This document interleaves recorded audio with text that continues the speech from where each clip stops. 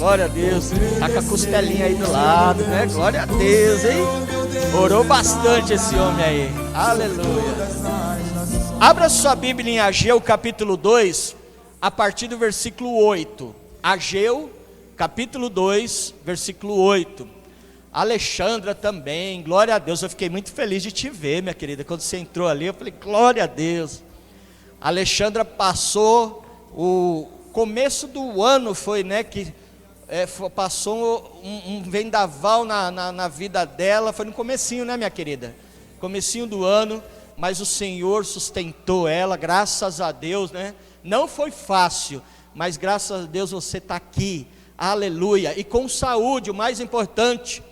Alessandra ficou com Covid, não foi fácil, mas glória a Deus você está aqui, minha querida, venceu, aleluia, glória a Deus. Eu quero, antes de ler a palavra, dizer que hoje de manhã nós estivemos lá na sede, lá em São Miguel Paulista. Eu até mandei aí no grupo, eu mandei algumas fotos, uns vídeos que eu fiz, e gente, está muito lindo lá. Você que ainda não foi, que coisa linda, enche os nossos olhos, como os irmãos ali foram caprichosos com a casa do Senhor. Está muito gostoso, a atmosfera já era bom, já era gostoso você adorar a Deus naquela casa. E assim, aí a gente entende aquele ditado que diz que nada é tão bom que não possa ser melhorado. Quando a gente vê o que eles fizeram ali naquele lugar, né? Glória a Deus por isso. E eu quero aproveitar, eu vou pegar um gancho na palavra do meu apóstolo de manhã. Ele ministrou em Ageu também no capítulo 2, eu quero também, de uma outra forma, um outro entendimento que Deus me deu, eu quero também ministrar sobre o assunto que ele falou de manhã, tá bom?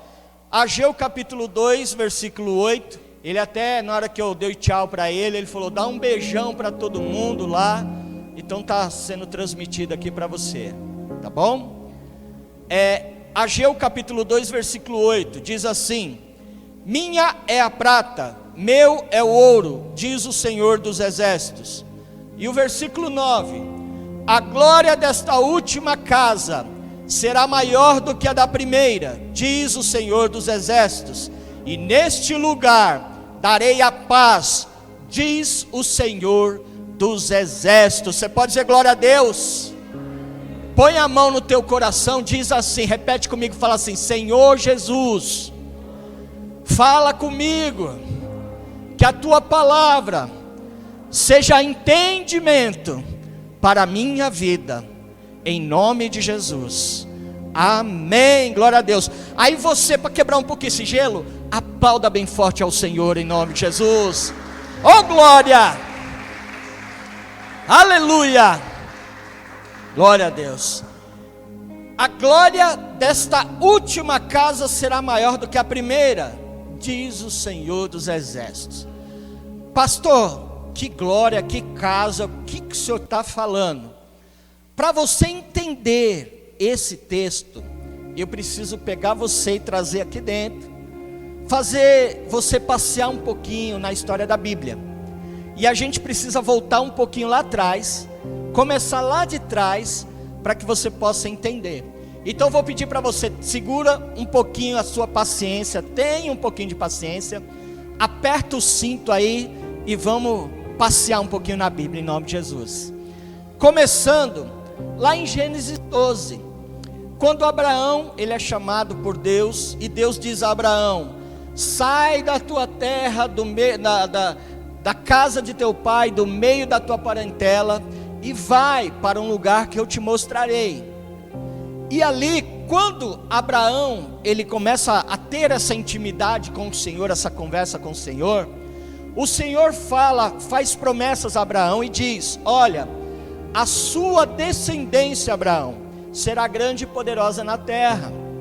Mas o Senhor também diz, lá em Gênesis capítulo 15, versículo 13, que esta descendência de Abraão, grande e poderosa, ela seria escrava em uma terra estranha, por 400 anos. E aí, isso aconteceu, foi lá quando eles ficaram escravos no Egito, você conhece a história. O povo ficou oprimido, escravo, durante 400 anos, e eles clamaram por um libertador, e Deus enviou o profeta Moisés. E Moisés foi esse libertador. Deus levanta o profeta Moisés, e ele, em parceria com Deus, vai e livra o povo da escravidão, conduzindo o povo pelo deserto, durante 40 anos, peregrinando no deserto. E ali, enquanto o povo está sendo ali liderado por Moisés, muita coisa acontece. Acaba Moisés morrendo, e Josué assume a liderança do povo de Israel, passa a ser o sucessor de Moisés.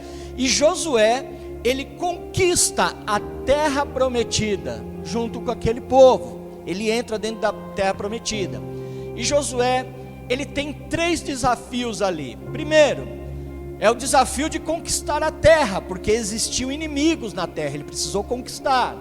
Segundo desafio, repartir as terras entre as tribos que existiam ali. E o terceiro desafio, organizar Israel como uma nação. E ele fez tudo isso bonitinho. Aí você fala assim, diz assim: pastor, e Ageu? Pergunta aí. Mais uma vez, diz assim: pastor, e Ageu? Amém, calma que eu vou chegar lá. Só um pouquinho de paciência que eu vou chegar lá. A Bíblia fala que Josué morre, e aí Israel passa a ser guiada, governada e liderada por diversos juízes, por cerca de 480 anos na história. E o último juiz desta turma de juízes que governava Israel é Samuel. Ele é o último dos juízes. E foi no tempo de Samuel que Israel clamou por um rei. As nações vizinhas, elas eram governadas por reis. E a nação de Israel, ela queria ser igual, semelhante às nações vizinhas. E disse para Samuel: a gente quer um rei. E foi levantado Saul, o primeiro rei de Israel. Só que Saul encerrou o seu reinado de uma maneira ruim. Ele até começou bem, mas depois ele foi se perdendo no meio da caminhada, e aí ele acabou o seu reinado de uma maneira ruim, e morreu em batalha quando ele se suicidou. Ele mesmo se suicidou, então cometeu um suicídio ali. Após a morte de Saul, quem entra e assume o trono de Israel é o rei Davi. E Davi, ele reina durante um tempo em Judá e Benjamim.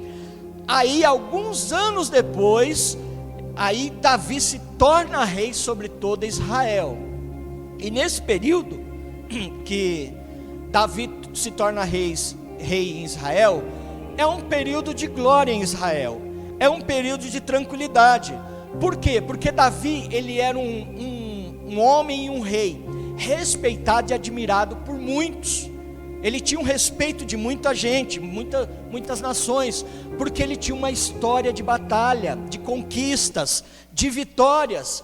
Então o rei Davi, ele estabelece em Israel uma nação respeitada em todo o território. Todos respeitavam Israel, e claramente todo mundo percebia que Deus era com o rei Davi, e era um grande motivo que as pessoas, elas temiam. Aí mais uma vez você fala assim: pastor, e Ageu? Fala assim de novo: pastor, e Ageu? Calma que eu estou chegando em Ageu. Lembra, eu falei para você, tem um pouquinho de paciência, aperta o cinto um pouquinho, nós vamos passear. Davi morre, o seu filho Salomão assume o trono de Israel. Interessante que algumas pessoas, alguns historiadores, dizem que o reinado de Salomão foi pacífico e tranquilo, porque Salomão era um rei calmo, era um rei de paz, era um rei tranquilo, enquanto seu pai Davi, ele era um rei sanguinário. Mas não é a verdade. A grande verdade é que Salomão, ele assumiu um trono que Davi, o seu pai, ele já tinha eliminado todos os inimigos de Israel. Davi já tinha abrido ali o caminho aberto o caminho ali para Salomão governar tranquilo. Ali Salomão, ele pega uma nação pronta para crescer e prosperar. A dificuldade que Salomão tinha era erguer a infraestrutura e a economia da nação de Israel. Esse era o problema que ele tinha. E aí, dentre as construções que Salomão faz, ele ergue palácios, e um dos palácios foi que uma promessa que ele fez ao seu pai Davi no leito de morte. Davi pediu que o seu filho Salomão erguesse uma casa, um templo para Deus, e ele ergue, você conhece, o templo de Salomão. Ele ergue esse palácio, essa casa, para a nação de Israel ir e adorar ao Senhor. E ele constrói esse maravilhoso templo. E Ageu está chegando, calma aí. No dia da inauguração desse templo, a casa estava cheia. E olha que interessante, o mais lindo é que a Bíblia diz que nesse dia de inauguração não teve pregação. Você consegue imaginar isso? Como assim, pastor? Não teve ministração da palavra? Não. Na hora dos louvores, diz a palavra em 2 Crônicas 5, versículo 13 e 14, diz que a fumaça da glória de Deus encheu aquele templo, tomou todo mundo, e todos foram cheios pela glória de Deus. Ninguém conseguia ficar em pé, por causa da glória, da presença de Deus naquele lugar. Oh queridos, como eu sonho com isso. O dia em que a gente começar a ver as pessoas caindo na presença de Deus, e a gente falar igual o Arnaldo César Coelho, está lá um corpo estendido no chão, e a gente começar a glorificar, começar a dar glória a Deus e chorar, as pessoas chorando na presença de Deus, que coisa linda. Mas em nome de Jesus esse tempo vai chegar. Se você crê, diz amém. Eu creio, eu vou ver isso ainda, eu vou ver ainda esse ano, nem vai terminar o ano, nós vamos ver essas coisas acontecer, em nome de Jesus, aleluia. E Israel nesse tempo, é um período de ouro, também estão vivendo um período maravilhoso. Só que Salomão morreu, e o seu filho Roboão assumiu o trono de Israel. E nos dias do seu filho Roboão, ele não faz coisas que agradam o coração do povo. E acaba acontecendo que o reino de Israel é dividido em duas partes: o reino do norte e o reino do sul. Você quer entender um pouco mais sobre isso? Quarta-feira nós vamos lançar no canal um vídeo, no nosso canal, que diz assim: sou eu quem falo contigo. Uma ministração que eu ministrei quarta passada aqui, mas nós vamos lançar no nosso canal só quarta que vem, aonde eu explico sobre isso. Eu ministro em cima da mulher samaritana lá em João 4, que foi pegar água no poço de Jacó, e Jesus conversou com ela ali, e ali eu falo sobre os dois reinos, a divisão, por quê, como aconteceu, aí você vai ver lá depois. Mas Roboão, nos tempos de Roboão, do rei Roboão, o reino se divide em dois, e ao longo dos anos, Israel vive esses ciclos, esses picos de avivamento e decadência. Como assim, pastor? Avivamento e decadência? É porque, irmãos, entra um rei, ele se levanta, aí este rei, ele restaura o reino, ele restaura o culto e a adoração ao Senhor, ele tira fora todos os ídolos, e aí o povo começa a adorar a Deus. Aí esse rei morre, entra outro no lugar dele, esse outro assume no lugar, ele muda tudo, ele tira ali os altares, que era para adorar o Deus vivo, aí ele coloca os deuses dele, ele tira os cultos de adoração ao nosso Deus, e institui ali vários cultos de adorações a vários deuses.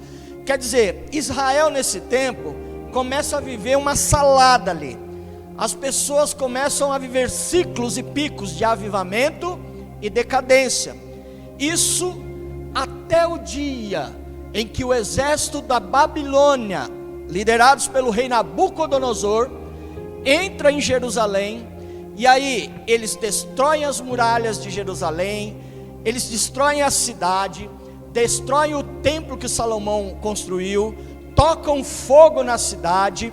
Ali também eles roubam os utensílios sagrados, eles furtam os utensílios da casa de Deus e levam, matam uma parte dos habitantes da cidade de Jerusalém, outra parte é levada cativa para a Babilônia, a exemplo de Daniel, Sadraque, Mesaque, Abidnego e entre tantos, são levados cativos para a Babilônia. E aí mais uma vez você fala assim: pastor, e Ageu? Fala aí. Calma, eu já estou chegando em Ageu. Já vou chegar lá. 70 anos se passam de cativeiro babilônico e a Babilônia cai. E nesse tempo, quem se levanta como um império, como a fortaleza do mundo? O Império Medo-Persa. Ele domina todo mundo. E é neste período do Império Medo-Persa que Deus usa o profeta Isaías a profetizar sobre um rei chamado Ciro. Isaías 45, você vai ver a história do rei Ciro, Isaías profetizando. Ali, Isaías profetiza 120 anos antes de Ciro nascer. Ele diz: eu levantarei o meu ungido, Ciro. E ali o que acontece? Ciro, ele lança um edital, aonde ele diz que todos que desejassem voltar para a sua nação, poderiam voltar para a sua nação de origem, e ali, novamente, reerguer a sua nação, estabelecer morada se quisesse, viver em paz. O Império Medo-Persa, através de Ciro, estava dando essa chance para estas pessoas, e muitos voltaram, muitos abraçaram essa oportunidade. Um deles foi Neemias, copeiro do rei Artaxerxes. Você conhece a história?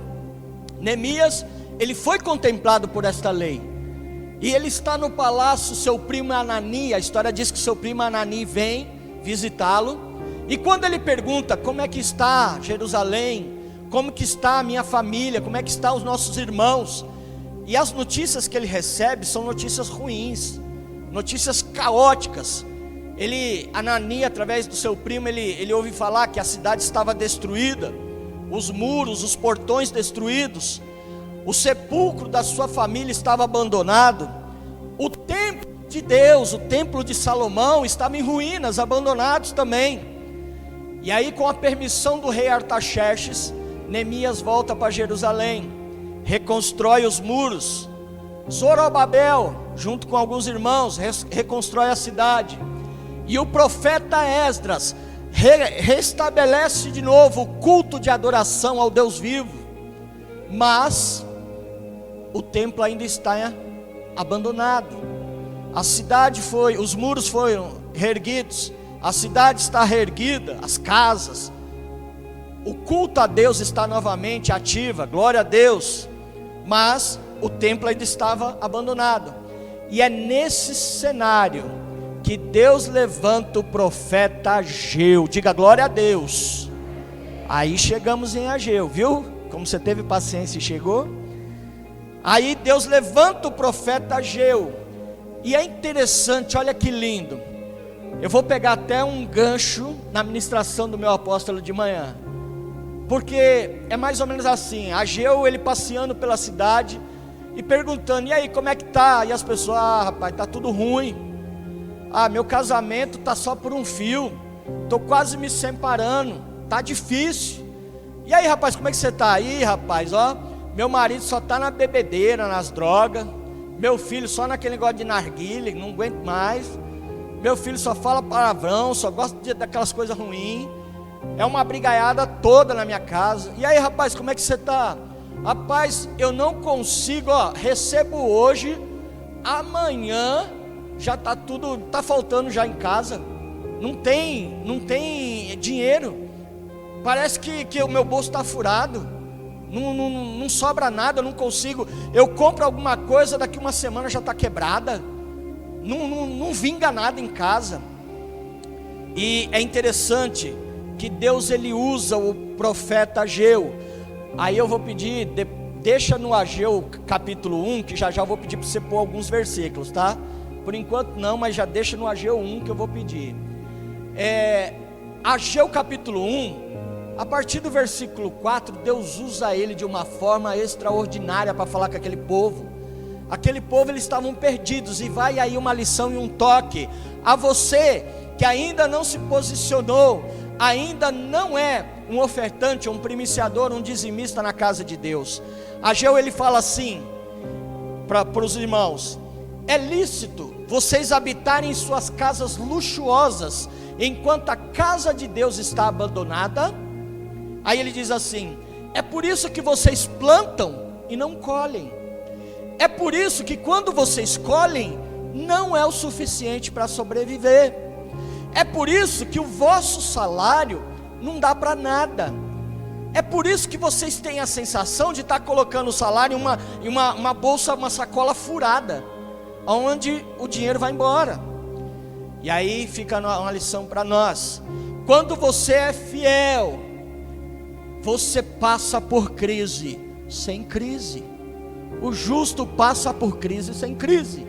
Mas quando você não é fiel a Deus, a casa de Deus, a obra de Deus, ao reino de Deus, a crise bate na porta, porque você tem uma legalidade, deixou a porta aberta. Então, em nome de Jesus, feche esta porta, em nome de Jesus. Viva as promessas de Deus na tua vida. E o Senhor diz ao povo, por intermédio do profeta Ageu, ele diz no capítulo 1, no versículo 8, se você quiser, depois eu vou falando, se você quiser ir colocando, que está tudo no capítulo 1, tá? Ele diz assim ao povo: subi ao monte, trazei madeira, edificai a minha casa, para que dela eu me agrade e seja glorificado, diz o Senhor. Deus, ele pede para o povo ir ao monte, pegar madeira, para reconstruir a casa dele novamente. E aí fica uma outra lição, outro toque para as nossas vidas, porque eu já vi muita gente dizer assim: ah, pastor, esse negócio de a casa de Deus, o templo do Espírito Santo sou eu, a casa de Deus sou eu. Você não está errado em dizer isso. Realmente, você é templo do Espírito Santo, ele mora dentro de você. E é por isso que você tem que cuidar desse corpo, esse corpo bonito que Deus te deu, com muito cuidado, com muito amor, com muito zelo. Não abandonar, não fazer coisa errada, porque quando você faz, você desagrada o coração de Deus, você entristece o Espírito Santo que mora dentro de você. Mas uma coisa eu quero dizer para você: se você acha que é só o nosso corpo e a casa de Deus tem que ficar abandonada, você está errado. Porque olha o que Deus diz em 2 Crônicas 7,15, ele diz: agora estarão abertos os meus olhos e atentos os meus ouvidos para a oração que se fizer neste lugar. Aleluia. Você também tem que cuidar da casa de Deus. E Ageu e o povo começam a reconstruir o templo de Deus. E quando eles terminam a reconstrução, os mais novos, os jovens, eles ficam felizes. Quando termina, eles ficam eufóricos, alegres. Mas os mais velhos, aqueles que viram o antigo templo de Salomão, eles ficam tristes e começam a chorar. Aí você fala: ué, pastor, por quê? Eles conseguiram reconstruir, por que os mais velhos estão chorando? É de alegria? Não, é de tristeza mesmo, que eles começam a chorar.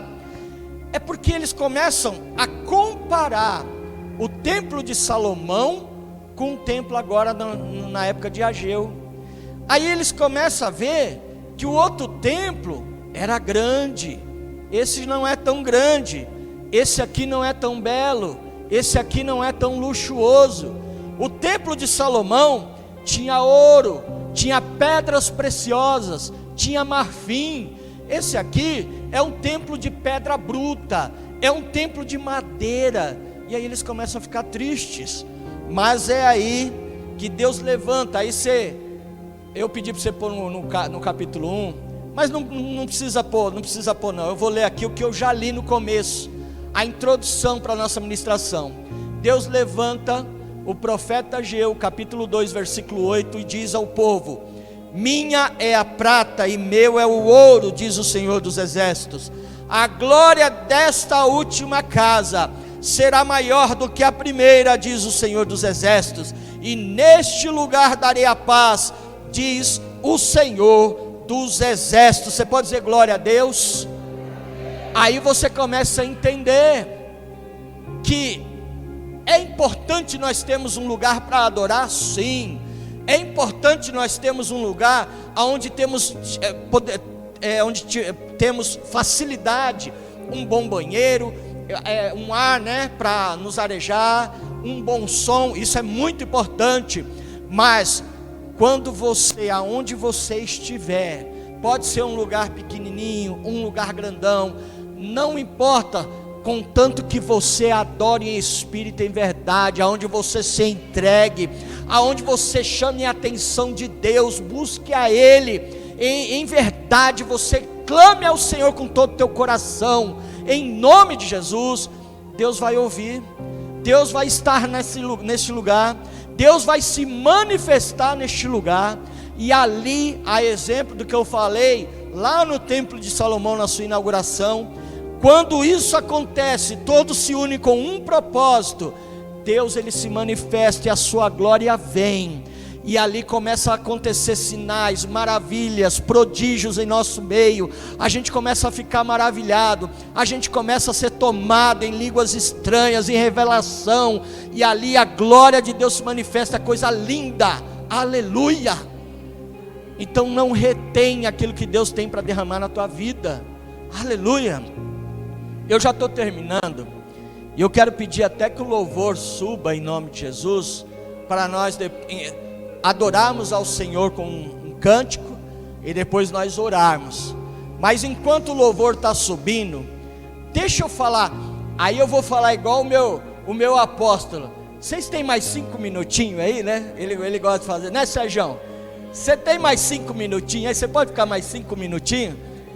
Eu quero rapidinho declarar no teu coração 5 promessas que estão em Joel aqui, para a tua vida. Coloca, eu falei para você no capítulo 1, né? Muda, eu errei, me perdoa, foi eu que errei, é capítulo 2, tá? Põe no capítulo 2, põe o versículo 4 primeiro, no telão. 5 promessas que o Senhor dá para mim e para você. A primeira promessa está aqui no versículo 4, que diz assim: ora, esforça-te, Josué, filho de Josadaque, sumo sacerdote, e esforçai-vos todo o povo da terra, diz o Senhor, e trabalhai, porque eu sou convosco, diz o Senhor dos Exércitos. Esforçai e trabalhai, porque eu sou convosco, diz o Senhor nesta noite a você.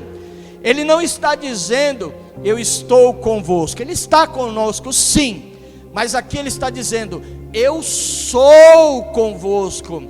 Você vai, mas na tua frente vai o Jeová Sebaote, o Senhor dos Exércitos, pelejando por ti, em nome de Jesus. Então lança fora o medo, lança fora a sua insegurança, lança fora toda a sua dúvida, porque o Senhor está, Ele é contigo. A palavra diz em Mateus 28:20, Ele dizendo: eu estarei convosco todos os dias, até a consumação dos séculos, aleluia. Segunda promessa do Senhor, também em Ageu capítulo 2, está no versículo 5, Guilherme. Ele diz assim: e é esta aliança que fiz convosco, quando saíste do Egito, e o meu Espírito habita no meio de vós, não temais. Ele está dizendo que fez uma aliança conosco. Ele diz: o meu Espírito habita no meio de vós. Você não entendeu? Se você tivesse entendido, você tinha dado glória a Deus. Deixa eu repetir. Ele diz: o meu Espírito habita no meio de vós. Aleluia, aleluia. Queridos, tem um pessoal que ouve uma palavra profética e permanece calado. Seu time preferido, o time do coração, faz um gol, e você acorda até o vizinho, E aí você recebe uma palavra profética, você fica calado. Oh meu Deus, em nome de Jesus. Ele diz em Mateus 18:20, ele fala assim: aonde estiverem 2 ou 3 reunidos em meu nome, ali eu estarei no meio de vós. Ele está aqui neste momento, aleluia. Terceira promessa, está no versículo 6, viu, Guilherme? Ele diz assim: assim diz o Senhor dos Exércitos, ainda uma vez, dentro em pouco, abalarei os céus, a terra, o mar e a terra seca, aleluia. Ele está querendo dizer que por mim, por você, igreja, Ele faz coisas tremendas, grandiosas, extraordinárias, por você, por amor a você. Diga aí a alguém que está do teu lado, fala assim: tem coisa grande vindo aí, se prepara, tem coisa grande vindo aí, aleluia, aleluia. Vão te perguntar, como é que você chegou lá, como é que você conseguiu, e aí você vai falar: não é pela minha força do meu braço, mas foi na força do Senhor. Porque uns confiam em carros, outros em cavalos, mas nós fazemos menção do nome do Senhor dos Exércitos, aleluia. Quarta promessa, já é quase encerrando, versículo 7, Guilherme: abalarei todas as nações, e o desejado de todas as nações virá, e encherei esta casa de glória, diz o Senhor dos Exércitos. Encherei esta casa, a tua vida, da minha presença, de glória. Irão ouvir falar deste ministério, irão ouvir falar de Jesus, e sabe através de quem? De você, igreja, aleluia. Porque pessoas serão impactadas, vidas serão alcançadas, por causa do seu testemunho, por causa do testemunho de fé que você prega em nome de Jesus. E a última, a quinta e última promessa, está lá no versículo 9: a glória desta última casa será maior do que a primeira, diz o Senhor dos Exércitos, e neste lugar darei a paz, neste lugar darei a paz, neste lugar eu darei a paz, diz o Senhor, aleluia, aleluia. Pessoas vão entrar aqui atribuladas, pessoas vão entrar aqui sem rumos, pessoas vão entrar aqui pensando em suicídio, cometer alguma coisa ruim, casais vão entrar aqui pensando em separação, mas eu quero dizer para você, que neste lugar, essas pessoas entrarão, encontrarão amor, encontrarão paz, encontrarão resposta, encontrarão palavra de destino para a sua vida. Tudo isso Deus vai usar a tua vida, igreja, em nome de Jesus. Fica de pé em nome de Jesus. Oh, aleluia. Vamos